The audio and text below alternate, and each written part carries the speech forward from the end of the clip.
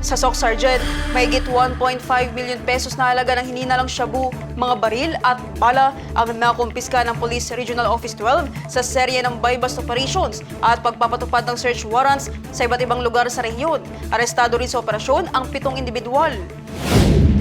Aabot sa 233.667 grams ng hininalang shabu na may standard drug price na 1,588,935 pesos and 60 centavos ang nakumpiska ng mga otoridad sa magkakahiwalay na buy-bust operations at pagpapatupad ng search warrants sa iba't ibang bahagi ng Region 12.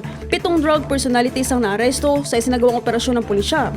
Isa namang armadong suspect ang na-neutralize matapos umanong makipag-engkwentro sa mga operatiba habang ipinatutupad ang search warrant. 2 pang suspect ang nakatakas habang 2 pa ang hindi nadatnan sa pagsisilbi ng search warrants.